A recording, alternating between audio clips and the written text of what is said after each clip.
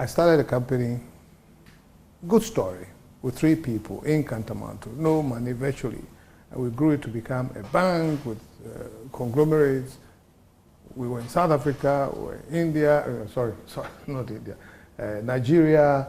We had UT Live, we had UT Property, we had UT Logistics, a great story. Take Kofi Amoabeng out of it. Now, so we hit a bad patch with the banking because we had problems. We go to Bank of Ghana, they try to help. This new government comes, it says, no, we're not bailing you out, cut.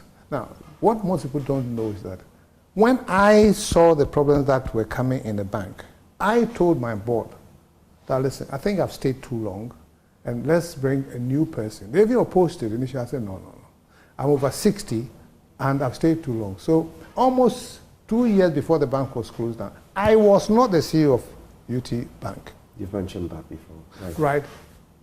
How many people in Ghana would say that what I created, and I can be the CEO until it collapses under me? I said, no, please. For the sake of investors, the sake of workers, the sake of the state and everything, I am backing out. And I backed out. Now, when the bank went down, what did they do? They killed the bank for whatever reason they killed the bank for. I have some idea, but we can't discuss it all, so I won't touch it. They came for me, the guy who resigned 2 years ago.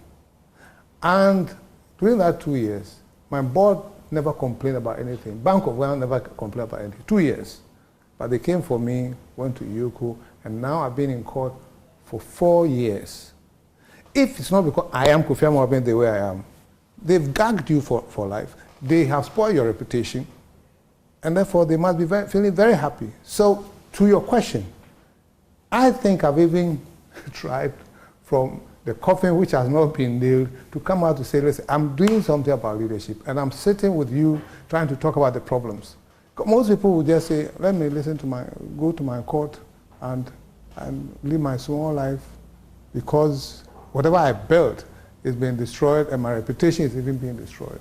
But I know within me that I still have something that the country might make use of. That is why I'm venturing out. And I'm sure if you hate me, you won't be too happy about that. I'll go crying any day in view. But that's up to you. I don't care. I want to do what is good for the system. So, to your people who think maybe I haven't done enough, it's not easy.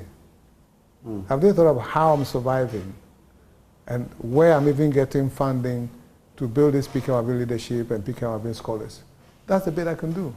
I don't have state money. The state even doesn't want me in the system. That's what it looks like. But I'm still striving. And I tell you, I'm blessed. I'm doing the bit that I can. Do you feel pained? Do you feel as though you had been robbed of your potential? Your potential. Do you feel you've been robbed of it in a way? Let me put it this way. Ghana has been robbed of what I could do. Ghana has been robbed of what you could have done. You see, the thing is, boy from Ukran to me, raising to a point where I'm most suspected CEO, national award, you name it, all sort of things, Johnny Walker and all that. I think I don't have anything to prove. It's beyond what I thought I could ever do. But with the acquisition of the knowledge and the expertise, it didn't come just for the heck of it. What do you do with it for the generation after you? That's what I'm trying to find out. But then what do you do with it when you're carrying all these problems of court and stigma? Because I'm in court for criminal offense, the state versus Prince Kofi Amoabeng. And it's going for 4 years. And I'm saying no. I can die in a moment. If I'm waiting for the court action to end, I may not be able to give back anything. I'll just die. So at least I'm venturing out and doing the things that I think the youth will need and give a bit of hope. Because now the problem is, all the youth, when I go to them and I'm talking, the first question or eventual question that they will ask is that, would you advise them to stay or go? And it's a painful question because the Ghana that I saw when I was a kid, we're not giving them even a tenth of it. In fact, we're giving them a negative of it. But what I tell them is that, one, I believe there's a creator, and the creator has put you in Ghana for whatever reason. So his plan for you is to change or do something about Ghana. So when you leave, I think you're not being too fair to the Creator, unless you're going to study and come back. But that's one side, that's whether you have faith or not. The second thing is, you can be of relevance where there are problems. And of course, Ghana now, we're surrounded by all sorts of problems. So you, as a young person, look for something in the problems to change. That's point 2. Point 3 is, if you leave, you will get a decent job, most likely, feed yourself, buy a car on credit, furnish everything on credit. When you're coming on holidays, you use your credit card to buy a ticket. When you go by, you're going to do double shift to pay for it. So really, your relevance is limited. But in Ghana, you can actually be of relevance and create an impact. You have a chance. So don't throw it away. The final thing I tell them is that I cannot stand living abroad because I'm a 4th-class citizen. You come out of your apartment or whatever, even a kid, white kid sees you and he looks at you like he's seen some animal brother. I can't. And I mean, there was something in Turkey, and then they came and they said, Americans out first, and then Europeans out, then Indians and Arabs out. And they left a poor black man there. And so let's stay here and try and change. It's not easy. I was tempted to leave when I left the army in 1982. But after looking around, I said, I will stay. And look at what I was able to build because I stayed. If I had left and I had a job in Salisbury, somewhere in UK, Salisbury, as a bookkeeper, I would have been lost there. But now I'm pension, probably married some white old lady, and that would have been my fate. So let them stay. But it's not easy. You can't tell everybody to stay because everybody's has got a different tolerance level. And some people cannot let the center hold, and therefore they may have to go. But we have to give them hope for their own country. Before we get to another crucial point, I just want to find out from you, mentioning the military brought to mind, I think I recall in your book how you spoke about nearly being poisoned at a point way back then. Are there people today that you feel wish you were dead? Wish I was dead? Yes, dead. That I, Kofi Amoabeng? Yeah. I don't even care. I don't think about those things. Honestly, I don't. I don't think negative things. I don't at all. I don't hate anybody. But do some people, through their actions or inactions, show that they wish you were not even here? I won't even see it. I won't. I mean, people are supposed to be my enemies or don't like me or I hear stories about them. I still see them, hi Charlotte, saying, it's only 3 seconds and I'm gone. And you're out of my life. You think I have to sit and let that eat me up? No, no, no. Ben, listen, I don't bear grudges. I don't have pain. I always feel blessed. I thank my God. I do things that I think will make God proud of me. And you play golf? I play golf. I play golf a lot. Let's talk about this year. It's a crucial one in our electoral life. We're going to the polls again. And already we've seen some not too pleasant signs. I'm sure you saw recently in Ejiso some of what we saw and a few other things I probably shouldn't mention. But even the limited voter registration exercise. Yep. People toting guns, machetes, voter registration, young people. What do you anticipate? I'm scared. I'm scared of it. But I don't waste my time fearing what's going to happen in the future. I live in the present. But I'm scared in the sense that I think even though it's not difficult to see that NPP has messed up badly and disappointed Ghanaians, they have a lot of money, stolen or whatever. They have a lot of it.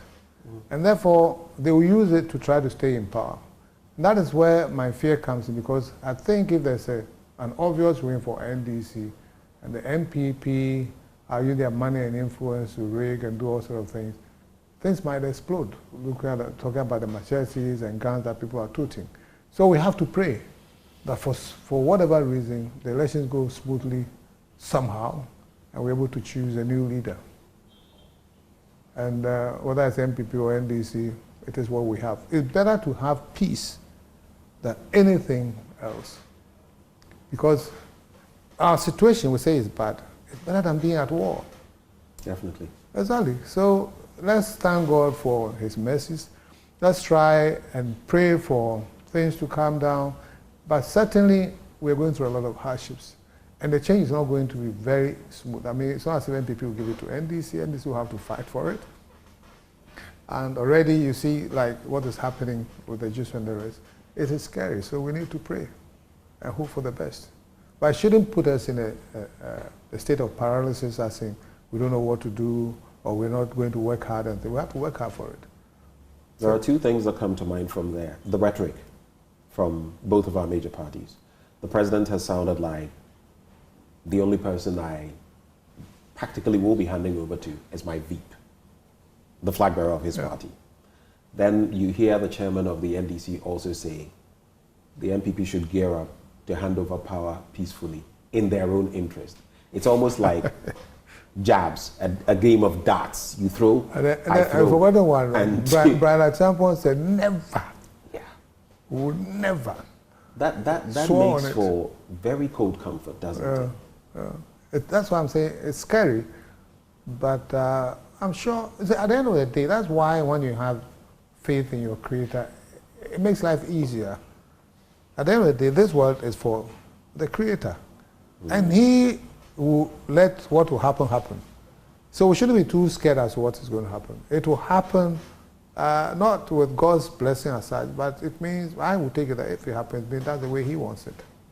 And therefore, we take it like that. So your faith is He'll order things, no matter how they turn out, He'll order it. As He wishes. As He wishes. His will always be done. And you know, talking about that, one thing that reminds me is that we are suffering now because we are bad people. Ghanaians are suffering now because we are bad people. Generally, we are bad people. So when you are generally bad, I don't think God will give you a leader who will come and just liberate you. He says, "Tranho kakra na sofa kakra." Oh, really? But the Israelis, it took over 400 years before He bailed them out and took them out. Tranho na sofa kakra. That's what it's like. We're generally bad people. Oh, yeah. What makes the Ghanaian generally bad? We are evil. I tell you, so many instances. We don't love ourselves. We hate each other, petty jealousies. I have a lot of examples. I see it happening every day. I never understand. Listen, give two friends. Let me say, there are two, we have to use that as an example. There are two beggars. I won't say where they are, because otherwise you see them. And they've been there for 30, 40 years. One day I gave one of them, I had 20 cities to give to them, and they become my friends. I know their names and everything. So I gave 20 cities to one of them. I said, Unia.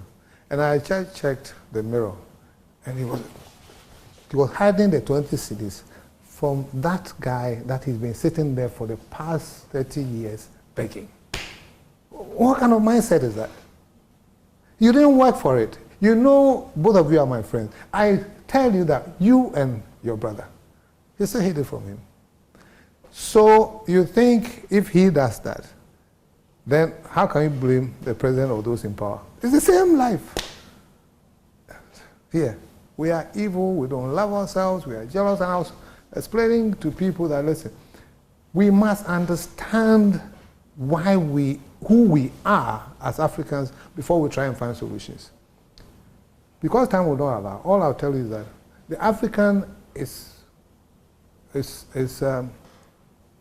capable of excelling in life because we go outside and we excel. Right. Now, the only reason why we excel is due to two things. One, we get out of our toxic environment.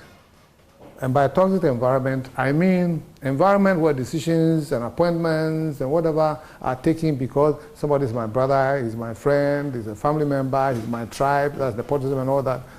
And also influenced by where the person worships, who his chiefs are, and which party he belongs to. That's a very toxic environment because the systems don't work.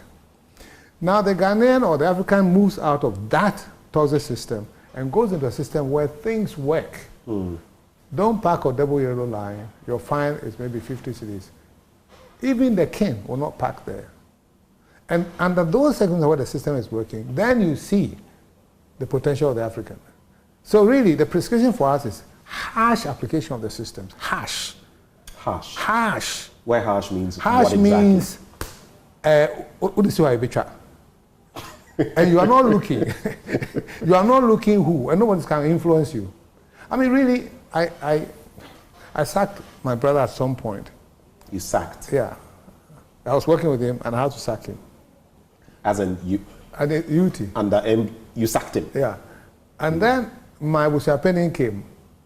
A lot of people came, but my Busiapeni came. I looked and I said, listen, I think it's better that you take me out of the Busia because I can't get him back.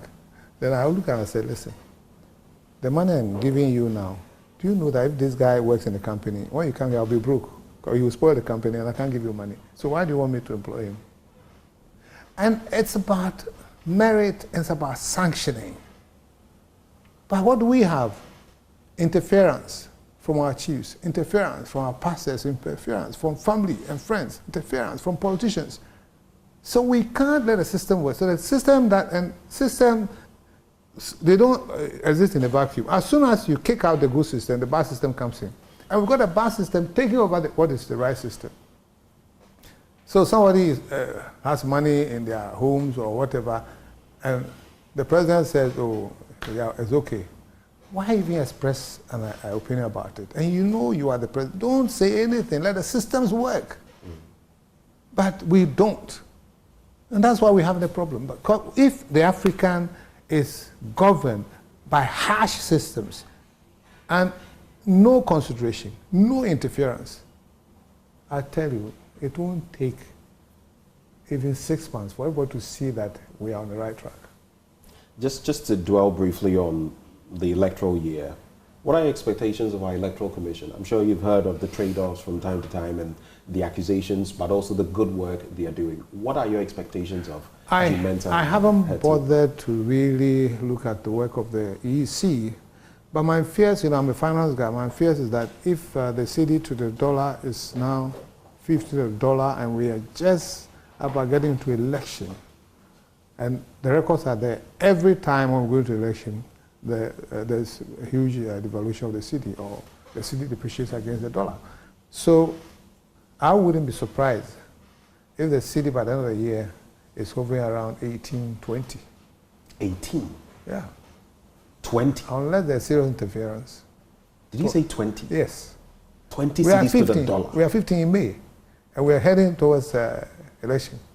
And of course, there will be that time where the MNCs will repatriate their funds.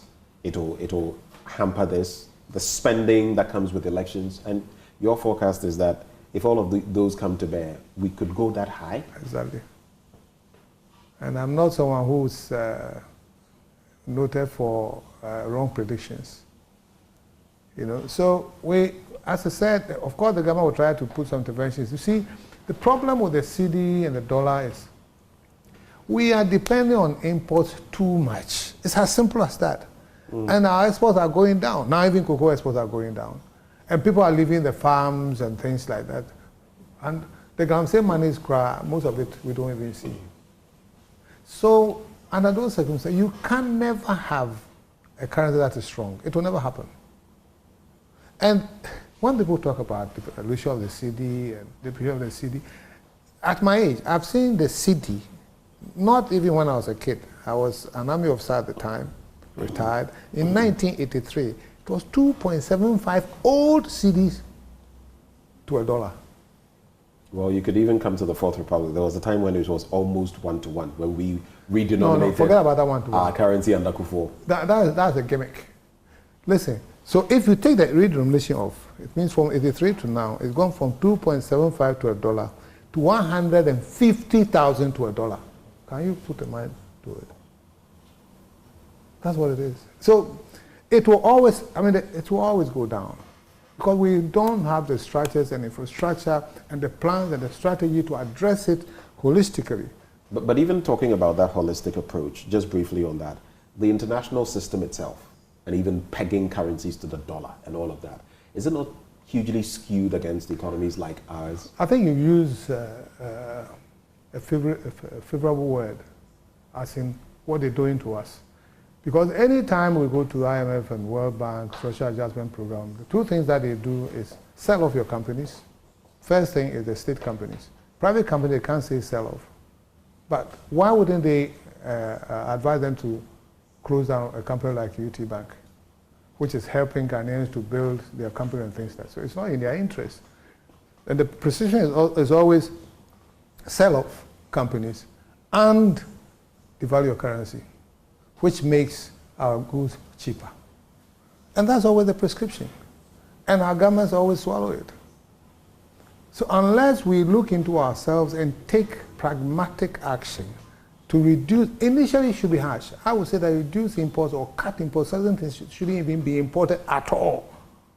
Because in our homes, I want to eat a jollof, but I'm in Nisika. Some of our a friend is saying, Kofi Amoabeng Rtd. When I have money, I'll eat my jollof. So why is it that we're being forced under WTO and all sorts of things to import things that we cannot pay for? Right. I don't get it. I mean, as a simple person, I simply don't get it. And our governments always agree and they can't take positive action. I will tell WTO, whoever, me need a more imported bill because me need sika. Me tend to come around and me import to the energy. Now, such a simple action, what will be the effect? Local rice price will go up. People will now go into rice production aggressively. Because the price is high, some people cannot afford rice, so they will go for plantain, go for cassava, go for cocoyam. The price will go up. People will go to the farm. Do you see it? It is not. I don't know why we don't apply the knowledge we have and the common sense that we have. Maybe I rather don't have the knowledge and common sense. Maybe. I'm not saying I know it all, but when I don't sleep, it's just the way Ghana is going. No, what you're saying is very practical economics, and countries that have made it started exactly from there. You can look at China. They looked inward before looking outward. But I'm curious about something. There's also word on the street. For a long time, people have said, Kofi Amoabeng Rtd, after the UT episode, he must be broke. Everything has gone down. He's probably I've even heard people, I'll tell you today, saying that you probably now have to sponge off people to eat. What is the reality? Also clarify for me. Some say the night before the UT episode, the shutdown, you spoke to former Finance Minister Capt. He called me, yeah. You spoke to him? Yeah, but not about the bank. But not about the bank? No. He said nothing about it? No. And the next day they were shutting you down? Yeah, absolutely. What's your relationship like with him? No, he doesn't want to see me, so I don't see him. He doesn't want to see you? No. Why? Well, I want to see him. Initially, I wanted to see him, and I said, Onia, what's happening? I don't understand. And, you know, this is a time I need my brother to help and things. At one point, he said his PA should give me his number so that when I need him, I call the PA. Certainly, he didn't want to see me. I mean, you don't have to stretch it. But for those who are saying I'm broke, is it any of their business? I'm broke as so what? Crowdfunding, they're already. Nonsense. I don't have time for those people. You know? But I think when you do good and you are clear in your mind, somehow God will take care of you. I've never been in a dire situation and things like that. In fact, initially, some of my friends thought I would commit suicide. I said, well, madam, this world is very sweet, pal. I'm going to live here, and I'm praying to God that I get a longer life and see the end of all these things that are happening. Because God used me to a very good level. I impacted people's lives. And then He's changed His plan. So I should disappoint Him. I said, no. You know, when I pray, I ask God, please, what is next? Because certainly you must have something to let me go through this. And there's something to that, you know. People who say they have faith, they don't even understand their faith. The biggest test, you know who God gave it to? His own son. He's already disappointed. Oh, no, they would have disappointed him. So he gave it to his own son. That's why he knew. Even the son was an obre.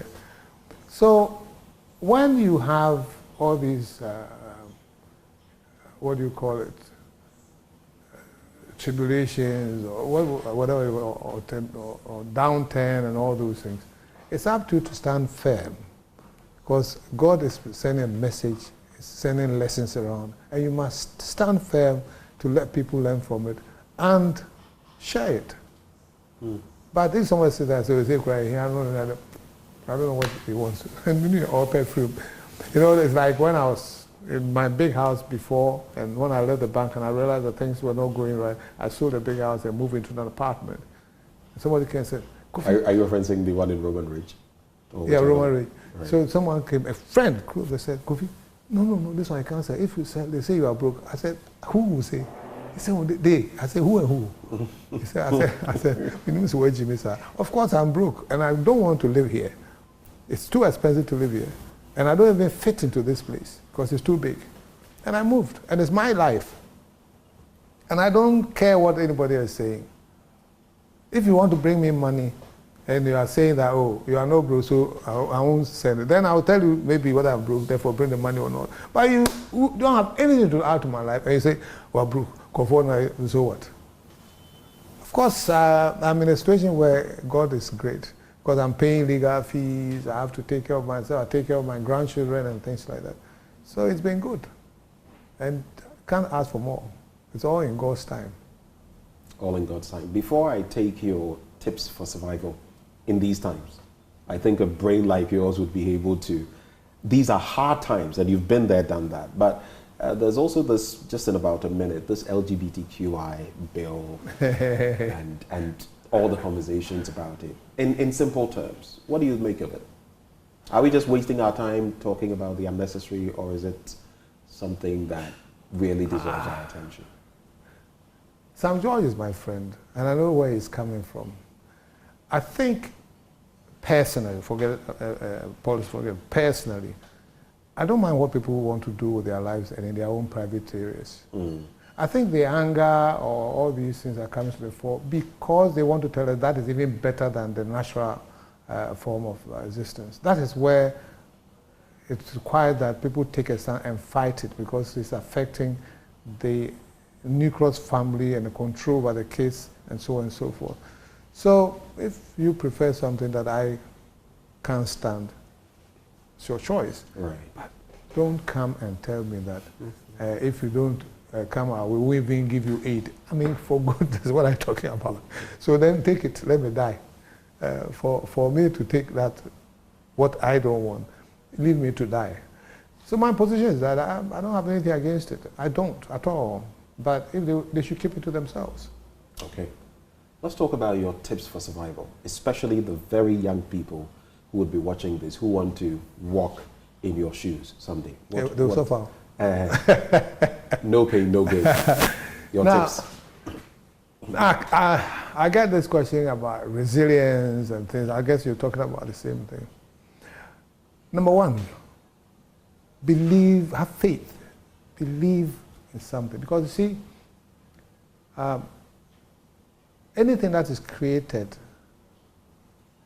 anything that exists must have been created. I don't believe Big Bang and all those things. No, I think it's who are. But then the question is, who created? You don't know. But once it exists, it has been created. Now, the only reason why anything or anybody will create something is because he expects that creation to better things. So if you have a problem, you create something and say, I'll probably use this to solve the problem. So we've all been put in this world, and we are on a mission. And the mission is to make the world a better place. That's why the Creator put us here, to make His creation better. So find it, and do it right, and make the world a better place. That's the first thing. It makes you God-fearing, therefore you can accept situations and say, maybe this is what God wants, and what do I do out of this? Right. So you are not too mad at things. Certainly you won't commit suicide. You can have the wherewithal to stand challenges, because you know that there's a God who has a purpose for you and will take you out when He wants you to go out, not when somebody wants to take you out. So the first thing is have faith in God and in creation. The second thing is, do not be defined by material things. You know, you need material things, worldly things to survive and to lead seemingly a better life. So it's good to have money. It's good to have maybe properties, cars, a house. It's good to fall in love. It's good to have children. But really, they're all worldly things. And as we all know, you came without those things and you die without those things. But you need them whilst you're trying to impact the world positively for life to be meaningful and for you not to suffer too much. But a lot of people get defined by these worldly things to the point that somebody's love or wife or girlfriend dies and their life is virtually ended. I sold somebody's house and he told me that if I sold that house, he would die. I said, then prepare to die unless you bring my money. And don't laugh. And I sold the house. And he died. So I said, this guy was a prophet and I was joking with him like that. He died. You know, so... This is a serious matter, you... That's a fact. So because... So the person took a loan and... So because he said, if I sell the property, if he doesn't, he wasn't paying, if I sell the property, he would die. I should say, then don't die, take the property and don't pay the money. I went by the system. If you don't pay, we have your collateral. It will be sold. The money is put back for the depositors. Then you say, if you sell it, I will die. So I told him, I said, prepare to die, unless you bring my money. And he didn't bring the money, and we sold. And he died. Let me repeat. And I said, the guy was a prophet. I should have taken him more seriously. Anyway, so do not be defined by material things. I see politicians, so-called rich people, having a lot of houses, a lot of cars. Some of the cars, I don't even see the sense in riding them around. If you go and buy a car, that's about this from the road, with all the ramps here. I mean, really, you could do something to impact this world with those monies and not show off as in property that you have. You don't need that much to lead a decent life, right? My life now, people will say that, so after all this, why are you now struggling, even trying to travel with people and trying to build a leadership foundation and things like that? I want my life to be meaningful and I want to die empty. Whatever I have acquired in this world, it should come out before I die. I don't want to die with all sort of things within me that I didn't share. You know. So going back, have a great faith. Don't let material things define you. And have great values. Love people. And have humility. Because, you know, then, this world, we are about 8 billion. Ghana, we are about 35 million. You are only 1 over 8 billion. Can you do that math? So in other words, you are 0. It's as simple as that. You aren't worth anything. So what are you trying to prove? Be humble and love people and make sure that your presence here impacts on people's life. And that's all you should look at. Fear your God. Don't get some material things. Definitely get it. But when you get it, it's not to show off that I'm this and I had this, because you leave it behind. But get it and use it to impact the world positively. I mean, in America, somebody donated $1 billion to pay for medical fees that were outstanding or something like that. $1 billion, just give it out. Look at the impact. She worked so hard, earned the money, and said, I'll use it to help these people. But here, what do we use the money for? We steal it. The worst thing, we even take it out of our country to put in other people's countries. What have we done, Ghana? Well, it's been so insightful. Sometimes, if you want to contemplate Ghana, you will not understand. But really nice. Thanks. Any day. It's been a great pleasure interacting with you today. Thank you for welcoming us into your space, and thank you for the pearls of wisdom that you've shared with us today. This has been my interaction with, I told you, he needs no introduction, and I love how he frees his mind. I don't know whether he will accept to be called a business mogul now, maybe even a philanthropist, but definitely a leader. Captain Prince Kofi Amoabeng Rtd. This has been AM Exclusive with me, Benjamin Capt. Thank you for watching.